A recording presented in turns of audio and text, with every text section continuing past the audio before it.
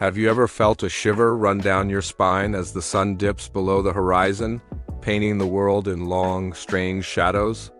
On the vast, windswept steppes of Central Asia, ancient nomadic songs tell of a time when that shiver was a warning, a sign that the shadow shepherd was near. This isn't a story you'll find in any history book. It's a legend whispered around crackling fires, a chilling tale woven into the very fabric of the grasslands. Imagine this. You're a herder, guiding your flock back to the camp as twilight descends. The sky is a canvas of orange and purple. You see a figure in the distance, silhouetted against the dying light. It looks like a shepherd, but something is wrong. They're not herding sheep or goats. They're herding the shadows themselves. With a long, dark staff, this being guides the elongated forms of rocks, hills, and even your own livestock, gathering them into a silent, flowing river of darkness. The old songs say that the next morning, the livestock would be unharmed. Every sheep, every horse would be accounted for, but something vital would be missing. Their shadows. The animals would stand under the bright morning sun, yet cast no silhouette upon the ground. It was as if a part of their very essence had been stolen away. This was the first sign that the shadow shepherd had passed through. But the shepherd didn't just take the shadows of animals, it was drawn to the shadows of people too. The stories describe a creeping dread that would settle over a camp. A person would wake up one morning, feeling different, lighter, less substantial. They'd look down and see nothing but the dusty ground where their shadow should be. They had been grazed by the shadow shepherd. At first, the loss seemed trivial. What use is a shadow, anyway? But then a strange sickness would take hold. The person without a shadow would begin to lose their depth, not just physically, but in their personality. Their laughter would become faint, their stories less vibrant, their presence less felt. It was as if they were slowly fading from the world, becoming a two-dimensional echo of their former self. Their friends and family would look at them and it was like looking through a thin veil. The elders knew what was happening. They had seen it before, generations ago. The person was becoming untethered from reality. The shadow, they believed, was an anchor. It was the physical proof of your place in the world, the dark twin that connected your soul to the earth. Without it, you were simply adrift. The decline was slow but inevitable. As the days went on, the shadowless person would grow more transparent. Their voice would become a whisper on the wind. They would still eat and drink, but seem to draw no sustenance. Their eyes, once full of life, would become like faded photographs. The most terrifying part was the sunset. Each evening, as the sun disappeared, they would flicker, their form becoming almost invisible for a moment before reappearing a little fainter than before. The final stage was as poetic as it was horrifying. One evening, as the last sliver of sun vanished, the shadowless person would simply disappear. They wouldn't die in the traditional sense. There was no body left behind. They just faded away with the last of the light, absorbed into the final, all-encompassing shadow of the night. It was as if they had been fully harvested by the entity that first stole their anchor. They were gone, leaving behind only a fading memory and a profound emptiness in the hearts of those who loved them. The nomads, a people who lived by the cycles of the sun and the seasons, learned to fight back. They couldn't battle the shadow shepherd with spears or arrows. It was a creature of dusk and twilight beyond the reach of physical weapons. So they fought it with the one thing that could defy the darkness: light. This led to one of the most sacred and vital traditions on the steppe, the all-night fire. It wasn't just for warmth or for cooking. As dusk approached, every family in the camp would contribute wood to a massive, central bonfire. This fire had to be large enough and bright enough to burn until the first rays of dawn. It was a beacon of life in the vast, dark emptiness of the plains. The purpose of the fire was to anchor the shadows. In the flickering, dancing light of the flames, everyone's shadow would stay close, tethered to their feet. The light from the fire pinned the shadows to the ground, preventing them from wandering, from stretching out too far where the shepherd could reach them. Children were told not to stray too far from the fire's glow. To step out into the pure, moonless dark was to offer your shadow up as a temptation.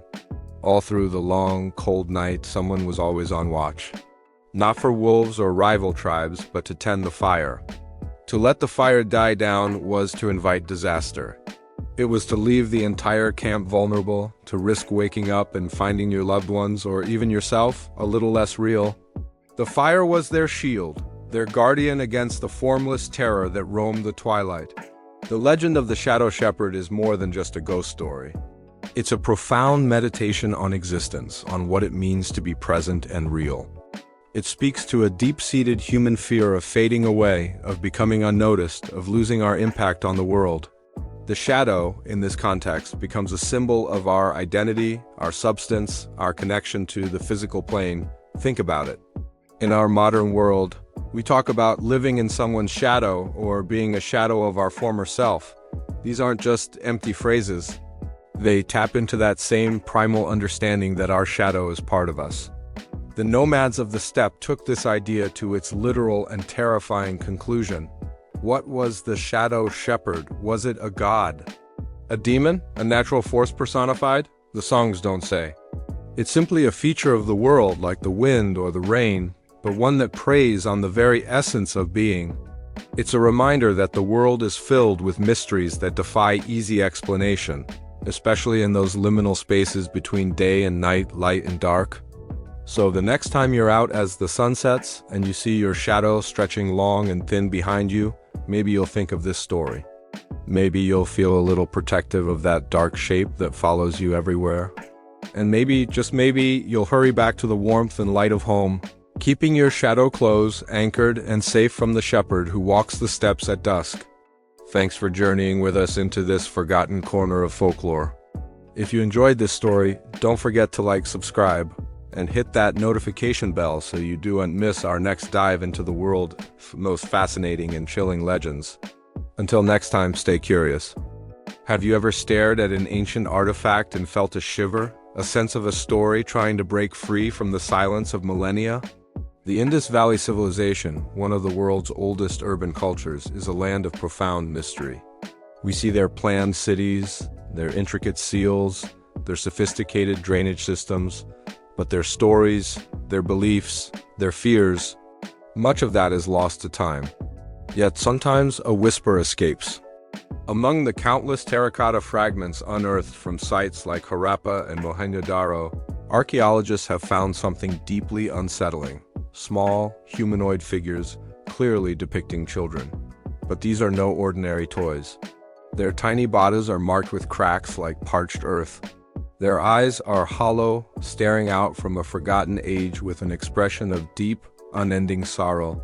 What tragedy, what collective fear could have inspired such creations? While their true purpose remains debated, a story, a piece of folklore passed down through generations in the surrounding regions might hold a clue. It's a tale that surfaces with the monsoon rains, a ghost story born from the very river that gave the civilization life. The story of the clay child. The legend begins with the river, the lifeblood of the Indus Valley. It nourished their fields, quenched their thirst, and enabled their magnificent cities to thrive. But the river was also a force of immense, unpredictable power. When the monsoons were heavy, it would swell, bursting its banks and flooding the plains. It was during these great floods, the story goes, that the clay child was born. They say it wasn't sculpted by human hands, but formed by the river itself. Silt, clay, and the debris of the floodwaters would churn and coalesce, and from this muddy chaos, a small figure would rise. A child, seemingly molded from the riverbed, given a semblance of life by the raging waters. As the floodwaters swept through the settlements, this clay child would appear. It moved without a sound, its small feet making no impression on the wet ground. It would trail behind families as they sought higher ground, a silent, watchful presence in the midst of chaos. It never spoke, never cried. It just followed. Its form was crude, its face a simple mask with two hollow voids for eyes. Its skin the color of wet earth, already showing fine cracks as the air began to dry it. The elders warned their children. Do not look into its eyes, do not listen if it calls. And whatever you do, do not touch it. The terror of the clay child wasn't in what it did, but in what it represented. It was an omen, a physical manifestation of the famine and hardship that often followed a destructive flood. It was the embodiment of nature's indifference, a walking reminder of their fragility. The heart of the legend, the source of its deepest fear, lay in a simple, devastating curse. Any living child who made contact with the clay figure, even the slightest brush of a hand, would be forever changed. They wouldn't fall ill, they wouldn't be spirited away. Instead, they would simply stop. They would stop growing. Their bodies would remain small, frozen in that moment of contact, while their minds continued to age. Imagine a child, trapped in a body that no longer matures, watching their friends and siblings grow tall, marry, and have children of their own while they remain forever a child in form. A living ghost, a constant, painful reminder of that fateful flood and the touch of the clay creature. This part of the story is particularly chilling because it mirrors the very artifacts that might have inspired it. Those terracotta figures with their cracked skin and hollow eyes, could they be effigies of these unfortunate children? Were they created as warnings to remind others of the danger? Or perhaps they were made in grief, a way for a family to mourn a child who was lost not to death, but to a state of being frozen in time? The cracked skin of the clay figures hauntingly resembles the parched, cracked earth left behind after a flood, a symbol of barrenness and arrested growth. The clay child's existence was tied to the flood.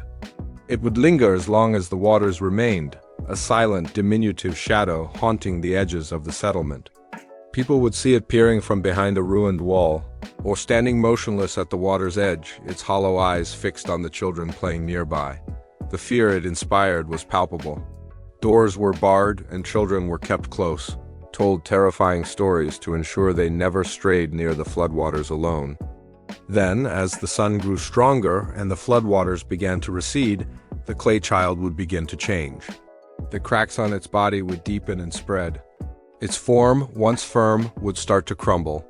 Its movements would become slower, more brittle. Finally, as the last of the floodwater evaporated and the land turned to hardened, dry mud, the clay child would dissolve. It would simply disintegrate, returning to the earth from which it came. It left no body, no remains.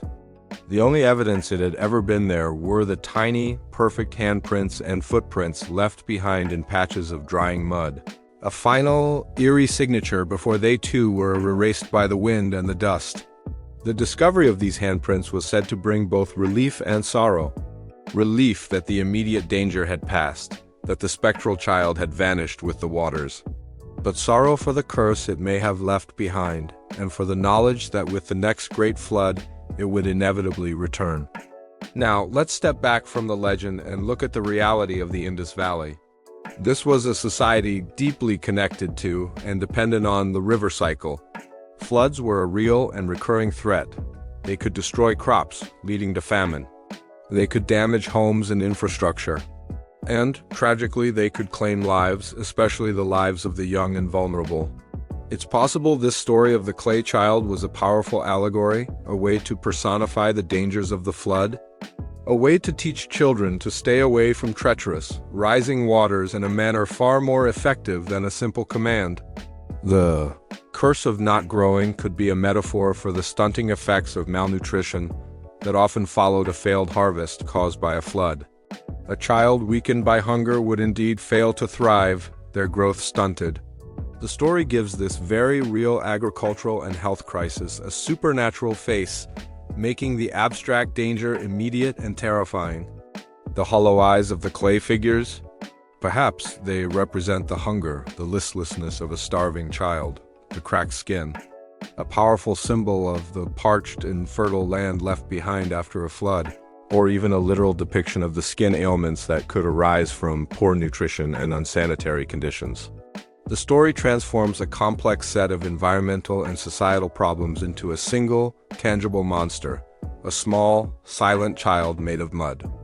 This method of storytelling, of creating folklore to explain and navigate the dangers of the world, is universal. It's something we see in every culture throughout history.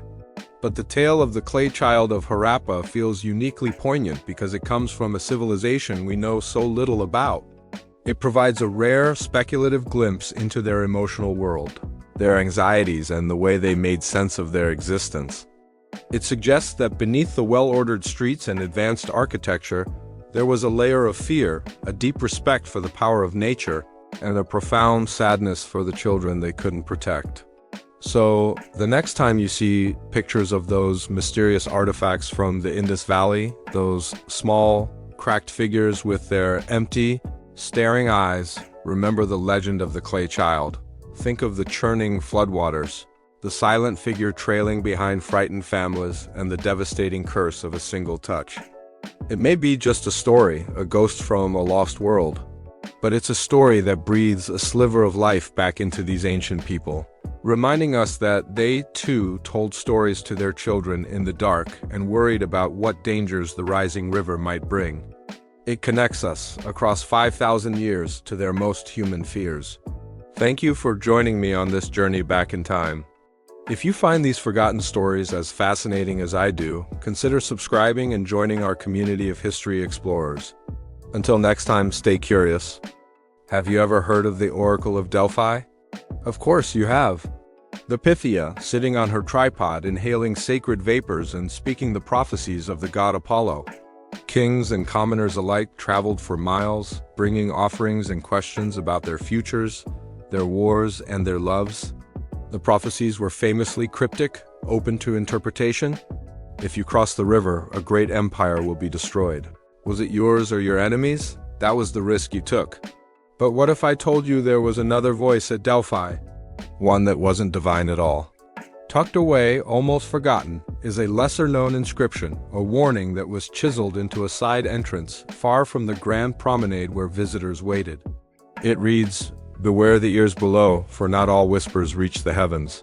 This wasn't just poetic flair. It was a literal warning about something lurking just beneath the sacred floor. Imagine the scene, the grand temple, filled with the scent of burning laurel leaves and the low murmur of desperate prayers.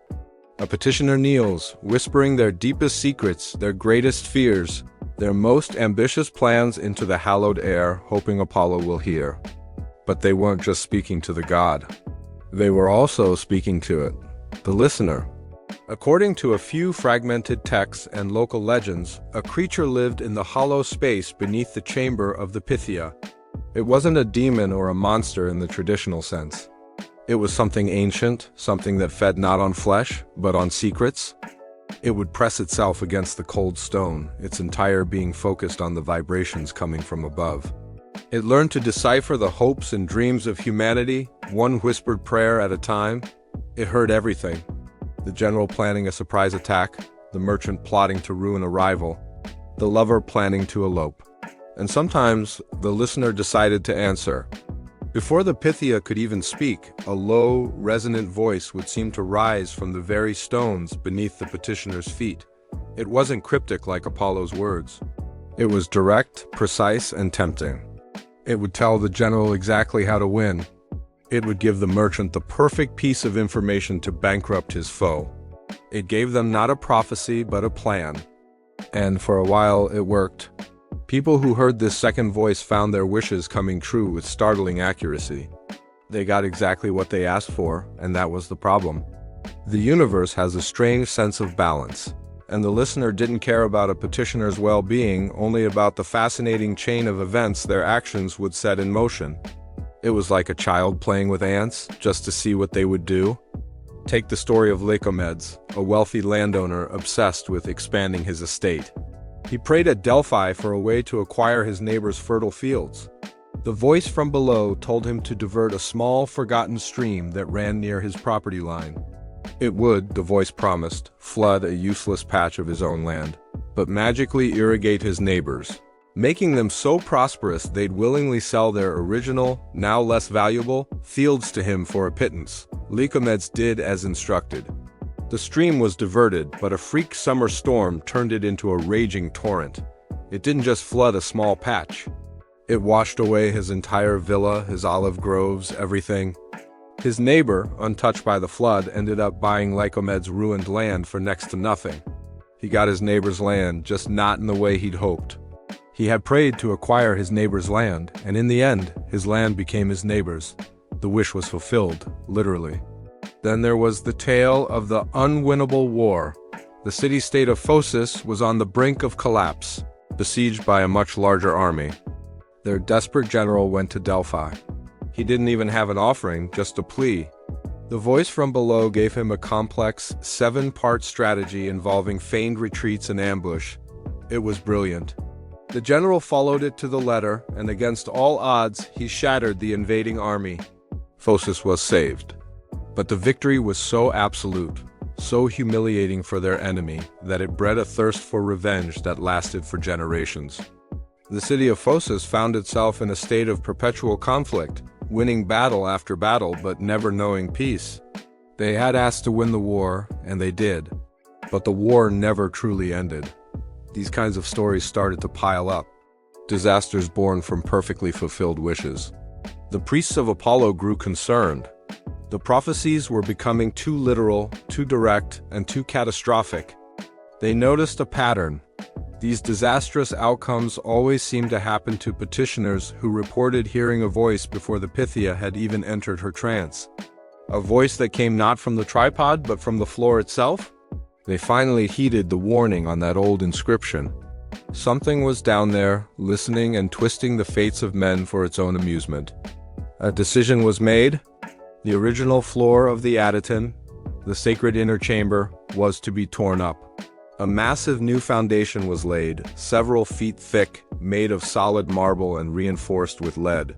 They raised the floor, creating a much thicker barrier between the world of men and whatever dwelled in the darkness below. After this renovation, the strange, literal prophecies stopped. The Oracle of Delphi returned to her usual cryptic self, her words once again guided by the gods, not by the eavesdropper in the cellar. The listener, cut off from its source of information, its entertainment, was silenced. What's truly fascinating is what modern archaeologists found centuries later. When they excavated the site of the temple, they discovered the remains of that original lower chamber. The space was empty, of course, but all over the stone walls and the underside of the raised floor they found something chilling: scratch marks. Thousands upon thousands of them, deep gouges in the ancient rock. They weren't random. They formed concentric circles, spiraling inward toward the very center of the chamber, right where the petitioner would have knelt. It was as if something had been down there, pacing in circles for centuries, trapped in the dark, listening to the silence. So the next time you read about the Oracle of Delphi, remember the full story. Remember the god who spoke in riddles and the creature who listened in the dark. It's a powerful reminder to be careful what you wish for. You might just get it, literally. Thanks for tuning in. If you enjoy diving into the hidden corners of history and mythology, make sure to hit that subscribe button and ring the bell so you don't miss our next exploration into the unknown. See you next time. Ever stumbled upon one of those really old, really spooky British folktales? The kind that makes the hair on your arms stand up, even when you're tucked in safely at home? Well, get ready, because today we're re-diving deep into one of the most chilling and bizarre legends from the British Isles. The story of the Tallow Man. Our story begins not with a dusty old book, but with something far more tangible and haunting: bog bodies. Across Britain and Northern Europe, ancient bogs have been giving up their dead for centuries. These aren't just skeletons. They're human remains, sometimes thousands of years old, preserved in shocking detail by the unique, acidic, and oxygen-poor environment of the peat. We can see their hair, their skin, even the expressions on their faces. But archaeologists noticed something strange about some of these Bronze Age bodies found in Britain. Their skin had a weird, waxy, almost soap-like texture. Analysis revealed they were coated in adipocere, a substance formed from body fat, but some also showed traces of something else: animal fat. Tallow, it was as if they had been deliberately covered in it before being committed to the bog. Why would anyone do that? Was it a ritual? A form of preservation? Or something else entirely? This is where archaeology meets folklore, and the story gets truly unsettling. Whispers passed down through generations tell of a creature, a being that haunted the misty, desolate landscapes of ancient Britain, especially during the brutal, unforgiving winters. They called him the Tallow Man. He wasn't a monster in the typical sense: no claws, no fangs. He was described as a tall, man-shaped figure that would emerge silently from the thick, rolling fog, almost as if he were made of it. His form was indistinct, wavering at the edges, and his most notable feature was that he seemed to be constantly dripping, not water, but warm, greasy, tallow-rendered animal fat. Imagine seeing that shape materialize on a lonely moor, the air thick with the smell of old candles and rendered suet. The legend says the tallow man appeared to travelers who were lost, cold, and on the brink of freezing to death. Picture it, you're caught in a sudden winter storm, the wind is biting, your fingers are numb, and all hope seems lost. Then from the swirling mist, this silent figure approaches. He doesn't speak, but he offers a silent invitation. He radiates a strange, inviting warmth, a life-saving heat that cuts through the bitter cold. He offers comfort when you are at your most desperate. And what would any person facing death by freezing do? They'd accept. They would huddle close to this strange, warm being, grateful for the miraculous salvation. The tallow man would share his warmth generously, enveloping the traveler in a comforting, greasy embrace. The cold would recede, replaced by a deep, profound sense of peace and relief. The traveler's shivering would stop, their fear would melt away, and they would fall into a deep, peaceful sleep. But this comfort came at a terrible price. Those who accepted the tallow man's warmth were never seen alive again. Weeks, months, or even years later, their bodies would be discovered, often in a nearby bog or a shallow, waterlogged grave. And their condition was always the same, unnaturally well preserved. Their skin was waxy and pale, smooth to the touch, as if it had been sculpted from tallow itself. Their eyes were sealed shut, as if glued together by the same greasy substance that coated their entire body. They looked less like they had died and more like they had been transformed into grotesque, lifelike candles. According to the folklore, the tallow man was the personification of winter itself. Not the pretty, sparkly winter of holiday cards, but the harsh, consuming, deadly winter of the ancient world. A force of nature given a vaguely human form. He offered warmth, yes, but he was also jealous. He believed that what he warmed, he owned. By accepting his gift, you gave yourself to him, to the cold, to the earth. He wasn't just saving you from the cold. He was preserving you in it forever. He was winter, keeping what it claimed. This brings us back to those bog bodies. Could this ancient folktale be a kind of cultural memory, an attempt to explain a real Bronze Age practice? Perhaps people who died from exposure in the winter were ritually coated in animal fat. Why? Maybe it was a way to give them back to the spirit of winter, an offering to appease a harsh and deadly season. The tallow coating would be a symbolic gesture, marking the deceased as belonging to this winter spirit. This tallow man, the body, now preserved by the fat and the bog, would become a permanent testament to the power of the cold. Or maybe the story came first. Maybe the fear of the tallow man was so real that when people found bodies preserved in this strange, waxy state, they immediately assumed it was his work. It was the only explanation that made sense of such a gruesome and unnatural sight. The legend provided a framework for understanding the unexplainable, turning a natural process of decomposition or lack thereof into a cautionary tale about the dangers of the wilderness and the strange beings that lurk within it. The Bronze Age in Britain was a time of immense change and belief. People lived in close connection with the natural world, and their spirituality was woven into the landscape itself. Bogs, in particular, were seen as sacred places, portals between the world of the living and the world of the gods or spirits. The sheer number of valuable offerings found in bog swords, jewelry, tools, and yes, human bodies proves they were places of immense ritual importance. In this context, the tallow man fits perfectly. He is a liminal being existing between states. He is both man and mist, warmth and cold, savior and destroyer. He operates in the desolate, lonely places, the bogs and moors that were themselves thresholds to the other world. Giving a body to the bog, especially one prepared in such a specific way, could have been the highest form of offering. It was a way to communicate with the forces that governed life and death, fertility and decay.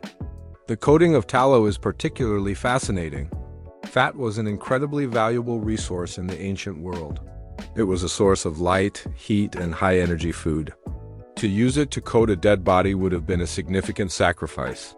It suggests the person being offered was important, or that the reason for the offering was incredibly serious, perhaps a plea to end a long and brutal winter, or to ensure a good harvest in the spring. The waxy, preserved body, forever unchanging in the peat, would stand as a permanent monument to that pact. So, the next time you hear a story about a strange figure in the mist, or you see a picture of a hauntingly preserved bog body, think of the tallow man, think of the bitter cold, the desperate traveler, and the terrible, warm embrace. It's a story that blurs the line between archaeology and myth, between scientific fact and the deep, ancient fears of our ancestors. It's a reminder that for every scientific explanation we find, there's often an older, darker story that got there first. It's a chilling piece of our shared history, a legend preserved, much like its victims in the deep, dark memory of the land. Thanks for joining me on this journey into the misty past.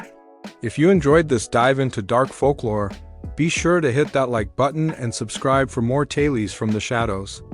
Let me know in the comments what ancient legend you want me to explore next. Stay curious and stay safe out there. Have you ever heard a story so strange, so chilling, that it crawls under your skin and stays there? Today, we're venturing into the shadows of history, to the ancient civilization of Elam, a place known for its rich culture and powerful empires. But what if I told you that deep within its ruins, archaeologists unearthed something that defies all explanation? Something that blurs the line between myth and terrifying reality. This isn't just another artifact. It's a mystery that has haunted people for centuries. We're talking about the breathing idol of Elam. Imagine this, a team of archaeologists, dust caking their clothes, sunlight glinting off their tools, are carefully brushing away millennia of dirt. They uncover a statue carved from dark, unfamiliar stone. It's imposing, ancient, and deeply unsettling. But as they clean it, they notice something peculiar. The carvings on the idol's chest, where human lungs would be, are worn smooth. Not by time or erosion, but as if countless hands had touched it, caressed it, in the same spot over and over again for centuries. Why? What were they doing? The local legends offer a bone-chilling answer. They say the idol wasn't just stone. They say at night it breathed. Let's dive into these legends. They speak of a time when the idol stood proudly in a forgotten temple. The people of the city revered it, but also feared it. As dusk fell and the oil lamps were lit, a strange phenomenon would begin. Those who lived near the temple, those brave or foolish enough to sleep within earshot, reported a sound.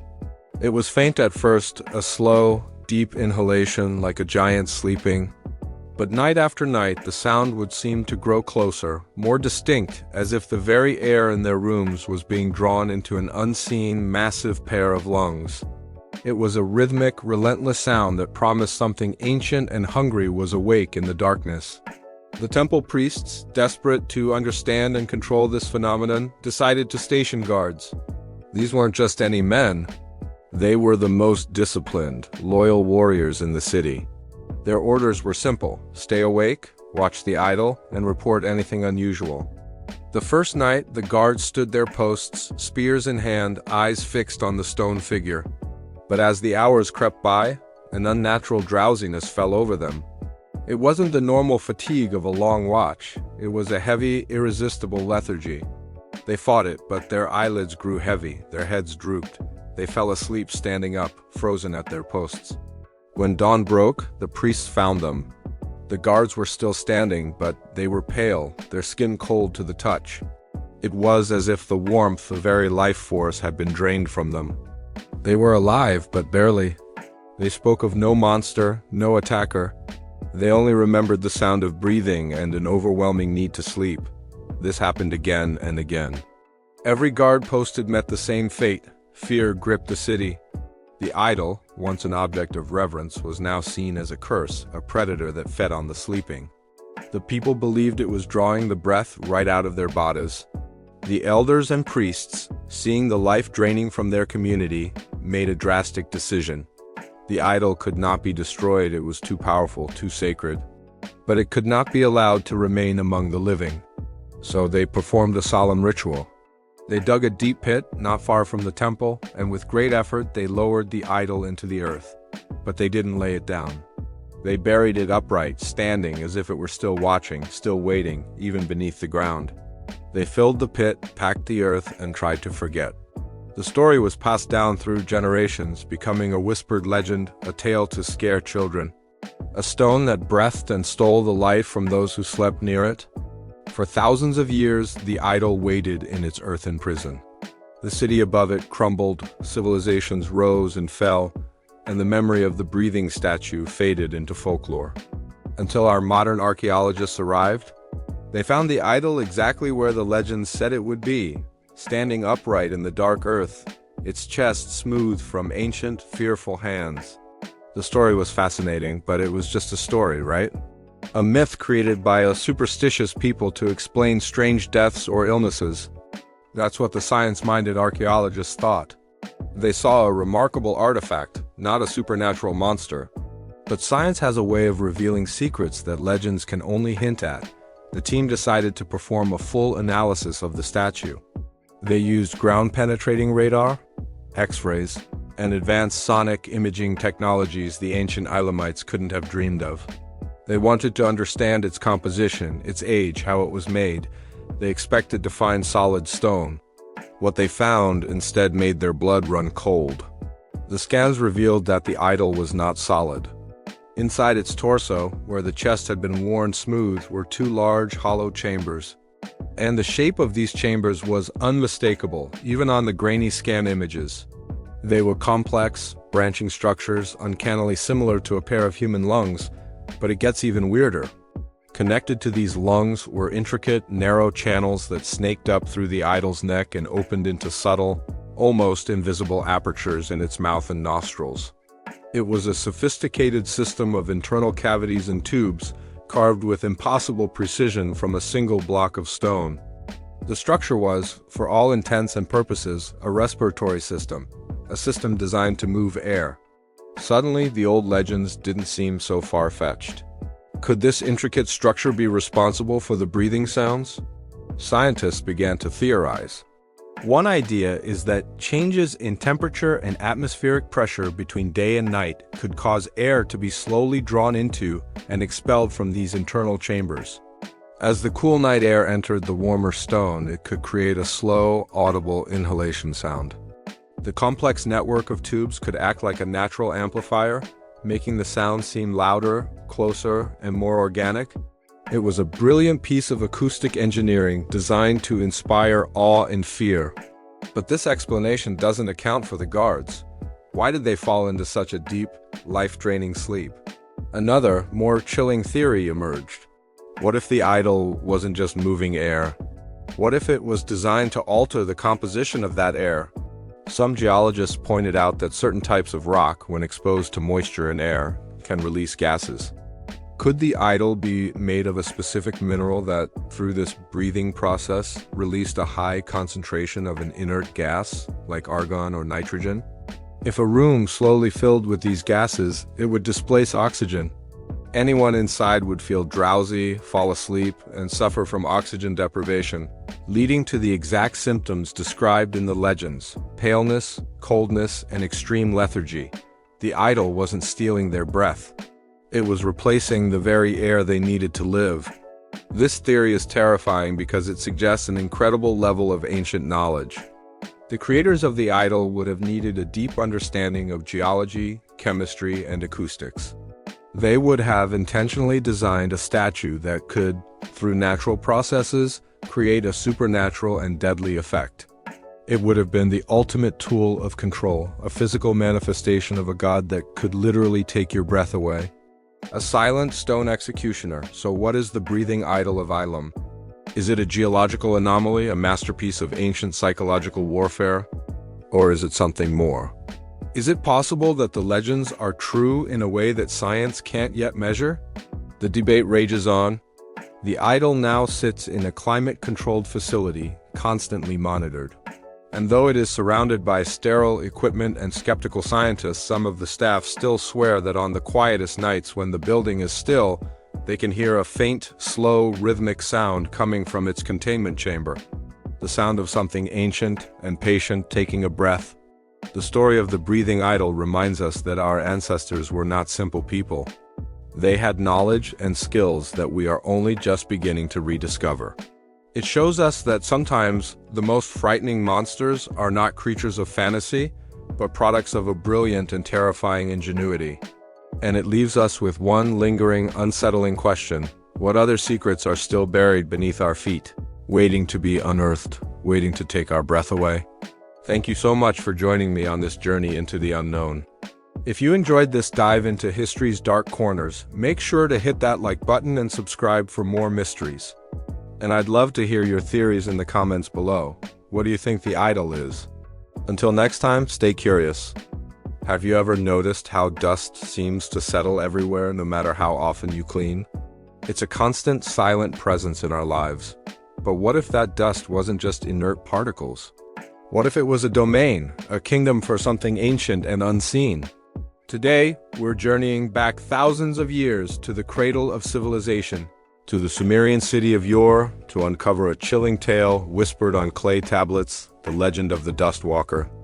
Imagine the bustling streets of Ur, a city of ziggurats and marketplaces, vibrant with life.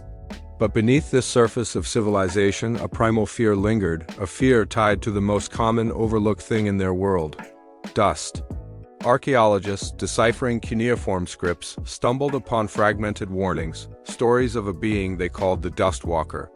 This wasn't a monster of fang and claw. It was something far more subtle and far more terrifying. According to these ancient texts, the Dust Walker was an entity that moved only where dust lay thick and undisturbed. It was a creature of absolute stillness, its passage marked not by what it left behind, but by what it took away. The tablets describe a chilling phenomenon. The being left no footprints. In fact, it did the opposite. As it moved, it seemed to erase the footprints of others, smoothing the dusty ground as if no one had ever walked there. It was a silent, creeping erasure of presence, a ghost that consumed history with every step. The true horror of the Dust Walker, however, wasn't found in the streets, but inside people's homes.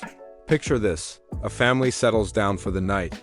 The city quiets. The moonlight filters through a window, illuminating the fine layer of dust that has settled on the floor, on the furniture, on every surface. The family sleeps, unaware that they are being watched by something that sees the world not as solid objects, but as a landscape of dust. In the morning, the neighbors might notice the silence. They'd enter the home, calling out names, and find everything perfectly in order. A meal would be left half-eaten on the table, still fresh. The bed linens would still be warm, holding the faint impression of a sleeping body. A lamp might be found recently extinguished, a wisp of smoke still curling from its wick. Everything would suggest that the occupants had just stepped away moments ago. But they would be gone, vanished without a trace. No signs of a struggle, no forced entry, nothing stolen. The only clue, the only evidence of the nocturnal visitor, was something so bizarre it defied explanation. On the floor, or perhaps on a bed, amidst the uniform layer of dust, would be a perfect, clean outline in the shape of a human body. It was as if someone had laid there, and an invisible force had meticulously removed every single particle of dust from around them before taking them completely. This was the Dust Walker's signature: a void in the dust, an echo of a person who was no more. The people of Ur lived in constant fear of this entity. Their priests and mystics, the ones who studied the patterns of the heavens and the whispers of the earth, developed a set of strict rituals to protect themselves. They believed the Dust Walker was territorial. The dust was its domain, and any disturbance within it was a trespass. The most important rule, etched into the collective consciousness of the city, was about sweeping.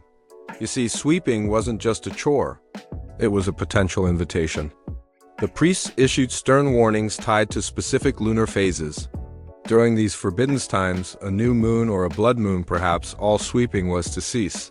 To sweep was to create movement, to stir the very fabric of the Dust Walker's world. It was like waving a flag in its face, announcing your presence, drawing its attention. The sound of a broom against a clay floor, the swirl of dust motes in the air, this was a summons. The fear was that the creature, noticing this disturbance in its silent realm, would come to investigate. And once it noticed you, there was no escape. These weren't just superstitions. They were laws of survival. People would let dust accumulate for weeks, living in homes coated in a fine, gritty layer, all for the sake of not being noticed. It was a strange pact with an unseen force: leave our dust alone and we will leave yours.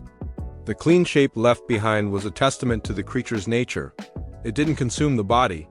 It seemed to consume the person's very existence, their imprint on the world, leaving only a clean slate where they once were. Think about the psychological impact of this. Every speck of dust in your home could be an eye watching you. The silence of the night wasn't peaceful. It was filled with the potential of a silent, walking emptiness. The disappearances were maddening. There was no closure, no body to mourn. A person was simply gone. Their absence was a fresh wound, constantly renewed by the warm bed and the waiting meal. It was as if they had been edited out of reality, with only their family and friends left to remember they ever existed at all. What was the dust walker? The tablets are frustratingly vague. Was it a spirit? A demon? A being from another dimension that perceived our world through the medium of dust? Some modern theorists speculate it could have been a folk memory of a specific type of predator, or perhaps a symbolic representation of death itself, sudden, silent, and absolute, erasing a person from the world. The dust outline could be a metaphor for the soul departing the body. But the Sumerians believed it was real. They believed that in the quietest, most forgotten corners of their world, something ancient and patient resided. Something that saw the accumulation of time as layers of dust and saw people as temporary disruptions in its eternal, silent landscape. It didn't hate or hunt out of malice. It simply tidied, it restored stillness. It removed the disturbance, and the disturbance was life itself. So the next time you see dust motes dancing in a sunbeam, or notice the fine layer that settles on a forgotten shelf, pause for a moment. Think of the ancient city of yore and its terrifying secret. Think of the families who wouldn't dare to sweep, who lived in fear of disturbing the silent, watchful world that exists right alongside our own. The legend of the Dust Walker is a powerful reminder that sometimes the greatest horrors are not the loud and monstrous, but the silent, the patient, and the unseen. And that sometimes it's what's missing that tells the most terrifying story of all. Thanks for joining me on this journey into the dusty archives of history. If you enjoy exploring the strange and forgotten corners of our world, make sure to like this video and subscribe to the channel for more tales from the edge of reality. What do you think the Dust Walker was? Let me know your theories in the comments below. Until next time, stay curious. Have you ever heard a story that feels too strange to be a myth? A tale whispered not around a campfire, but in the echoing silence of ancient quarries and the dust of collapsed ruins. Today, we're diving deep into the Aegean, back to the time of the Minoans on the island of Crete to uncover the legend of the stone swimmer. This isn't your typical sea monster story. The creature the ancient Cretan divers and quarrymen feared didn't live in the water. It lived in the rock. Imagine you're working deep in a mine. The only sounds are the chip of your tools and the drip of water. Suddenly, a tremor runs through the stone, not like an earthquake's violent shake, but a slow, liquid ripple. The solid wall before you begins to bulge outward, stretching like fabric, before a shape glides through it, leaving a perfectly smooth, warped passage in its wake. This was the terror of the stone swimmer. The earliest accounts come from fragments of Linear A tablets, a script we still can't fully decipher. But through recurring symbols and the archaeological context in which they were found, scholars have pieced together a chilling narrative. These records, often found near collapsed structures and abandoned quarries, speak of a force that moves through stone as if it were water. They describe buildings that didn't explode or crumble, but collapsed inward, their walls bowing smoothly as if pushed aside by an immense, gentle pressure. Survivors of these events, their accounts passed down through generations and recorded by later Greek historians, never spoke of a violent impact. They described a feeling of displacement. It was as if the very space their home occupied was being shouldered aside by something vast and unseen. The air would grow thick and heavy, a deep, resonant hum would vibrate through the ground, and then silence. A perfectly intact house would now be a concave ruin, its stone and plaster warped into impossible curves. What was this thing? The descriptions are maddeningly vague. It was never truly seen, only the effects of its passage were. Some believed it was an elemental spirit, a chthonic deity of the earth itself. Indifferent to the fragile structures humans built upon its skin, They called it lithoscalamidus, which roughly translates to stone swimmer. It wasn't seen as malicious, just present, a fundamental force of nature like the tide or the wind, but one that operated in the solid world beneath their feet. The Minoan civilization was renowned for its incredible architecture. The Palace of Knossos, with its labyrinthine corridors and multi-story structures, stands as a testament to their engineering prowess. For every palace that stood, how many smaller settlements mysteriously vanished? Archaeologists have found numerous sites from the period that show signs of this strange, implosive collapse. The stones aren't shattered. They're bent. The foundations are warped, not cracked. It's a unique signature of destruction that defies conventional explanation like earthquakes or structural failure. The fear was most potent among those who worked with stone. Quarrymen would leave offerings at the entrance to new veins of marble or gypsum. Not offerings of supplication like those to the gods for a good harvest, but offerings of distraction. They'd leave behind beautifully carved, yet flawed, blocks of stone, hoping the swimmer would be drawn to these and leave their main quarry undisturbed. It was like leaving a toy for a giant, unseen child. Divers, who searched for murex snails for the famous Tyrian purple dye along coastal cliffs, would report seeing the seafloor ripple and bulge, watching as underwater rock formations flowed and reformed before their eyes. Could there be a scientific explanation? Some geologists have proposed theories involving localized, slow-slip seismic events or a bizarre form of plastic deformation in certain types of rock under specific pressures. Imagine a pocket of superheated gas or liquid deep within the earth, moving slowly and warping the rock strata above it. This could potentially create the smooth, flowing damage described in the legends. It would explain the low hum and the feeling of pressure as the ground itself was displaced. But this theory doesn't fully capture the essence of the legend. The accounts often imply a sense of purpose, of movement. The swimmer wasn't just a random geological event. It traveled. Records from different coastal towns, weeks apart, would describe identical phenomena, suggesting a path, a migration. It seemed to favor the rich limestone and gypsum deposits that were prevalent on the island, the very materials the Minoans prized for their building projects. This leads to a more speculative idea. Was the stone swimmer a creature? Not of flesh and blood as we know it, but perhaps a silicon-based life form. Life on Earth is carbon-based, but scientists have long theorized that life could, under different conditions, evolve from silicon, the primary component of rock. A creature made of living stone, its metabolism incredibly slow, its life spanning millennia, perceiving the world on a timescale we can barely comprehend. To such a being, a stone wall might seem as flimsy as a curtain, and a human city as temporary as a sandcastle on the beach. This is where the story shifts from archaeology to something closer to cosmic horror. The idea of a life form so alien that it exists within the very ground we walk on, moving through our world by its own rules, is deeply unsettling. It wasn't a monster to be fought. It was a phenomenon to be avoided. You can't stab a geological event, you can't reason with a tectonic plate, and you certainly can't fight a creature that can swim through a mountain. The offerings left in the quarries, the flawed but beautiful stones, take on a new meaning in this light. It wasn't just a distraction. Perhaps it was a form of communication or even feeding. The Minoans were master artists. Maybe they understood that this entity was drawn to form, to structure. By carving a block of stone, they were infusing it with information, with a pattern. The swimmer, in its passage, would absorb this pattern, this complexity.